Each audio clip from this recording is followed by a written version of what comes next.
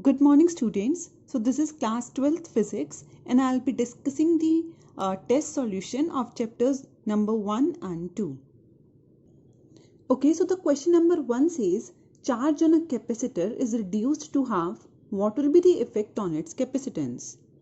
See, as you know, charge and potential of a capacitor are directly proportional to each other. That is, Q is directly proportional to V. So when Q is reduced to half, V will be reduced but capacitance will remain same.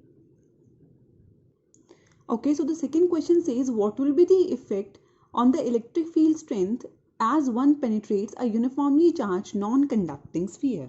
Okay, so you have two spheres, conducting and non-conducting one. If you had a conducting sphere, that means charge is only present on the surface, but in the question you are given a non-conducting sphere. That means charge is uniformly distributed over the surface. Now, as you know, the value of electric field inside such a sphere is QR upon 4 pi epsilon naught R cube, where R is the radius of the sphere and R is the point from where we want to calculate E inside the sphere. Okay, so now from here you can see E is directly proportional to R. That is, as the radius, or you can say the length of the point from where we want to calculate the electric field will decrease because you are penetrating inside. So R is decreasing, so therefore electric field strength will also decrease. Okay, so the third question says the electrostatic potential energy of a charge of 5 coulomb at a point in electrostatic field is 50 joules.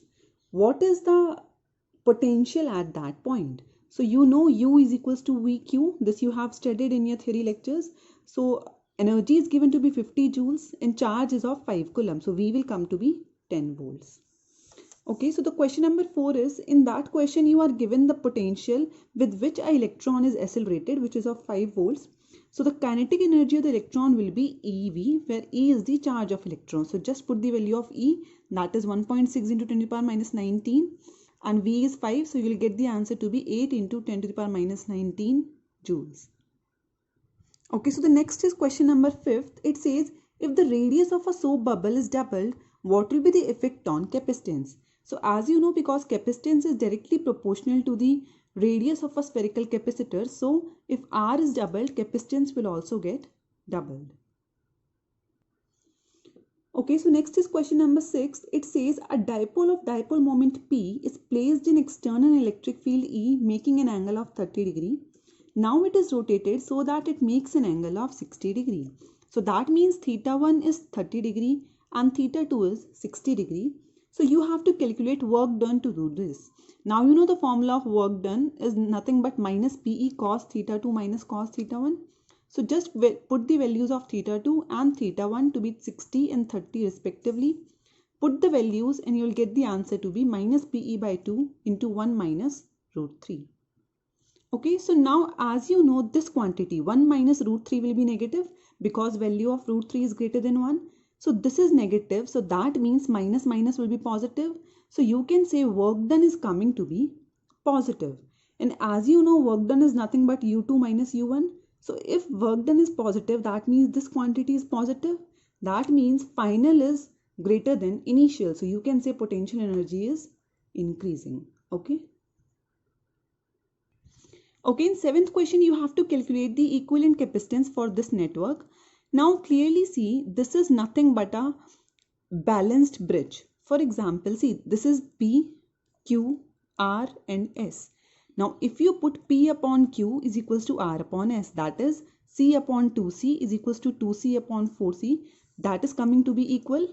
So therefore this is a balanced bridge, so we can say no current will flow through this C. So we can ignore this capacitance in this network.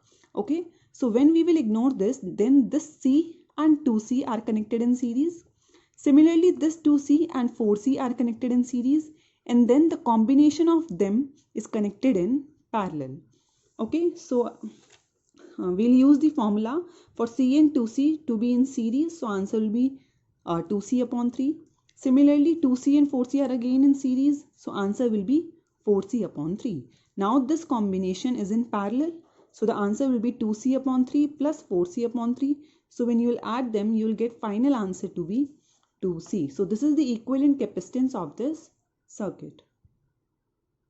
Okay, in 8th question, you are given two plates of charge density sigma and 3 sigma, and you have to calculate the value of electric field between the plates.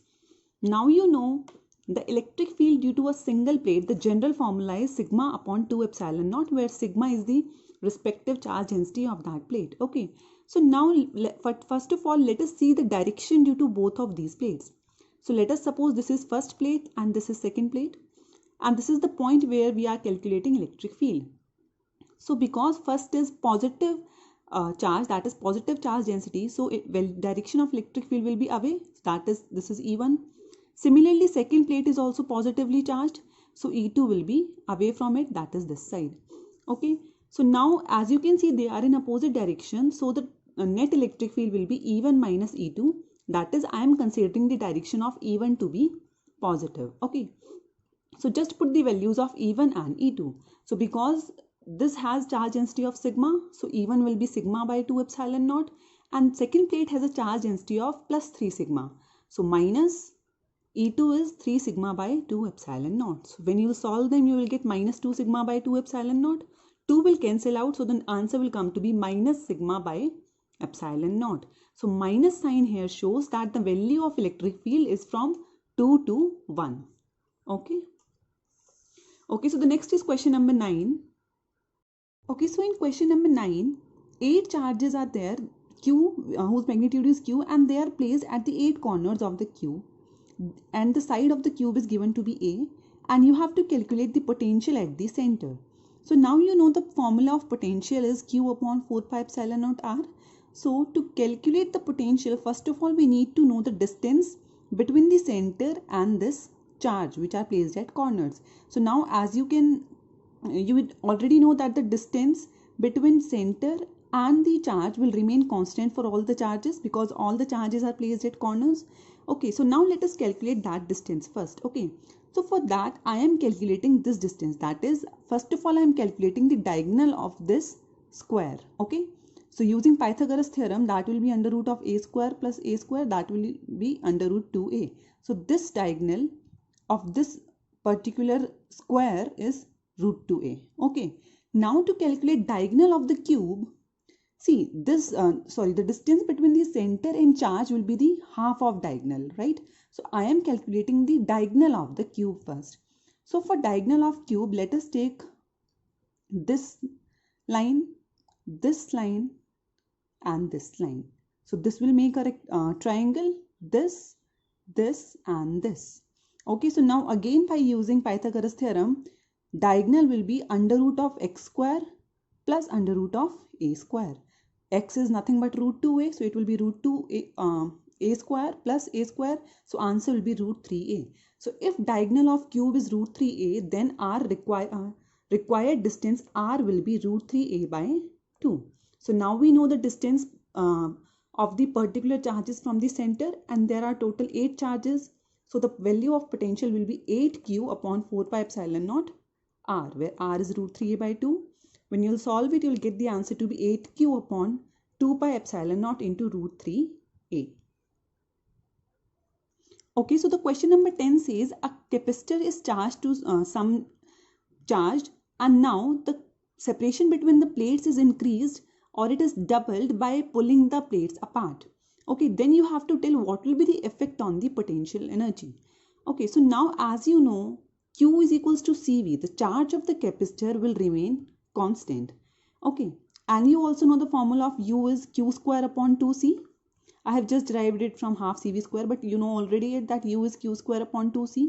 Now if Q is constant, that means U is inversely proportional to C. So let us see how C gets affected when capacitance is, the distance between the plates is doubled.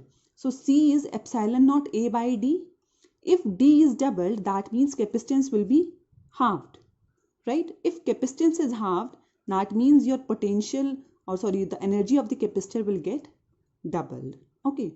Now, see, because the capacitor has two plates, out of which one is positively charged and one is negatively charged. That means there is an electrostatic attraction between these two plates. So to move them apart, some external agency is needed so that which can do work which will be stored as its energy. Okay. So this is how energy remains conserved, because the external work which is done on the plates against the force of attraction will be stored as its energy. Okay, so in question number 11, you are given two spheres which are kept at a distance of d and they have these respective charges. Then you are asked, after some time they are put together and then they are again separated. Then we have to calculate that separation between them so that the force of attraction or repulsion remains same between them. Okay, so first of all, let us calculate initial force between them when the charges are 2 nanocoulomb and minus 8 nanocoulomb and the distance between them is d.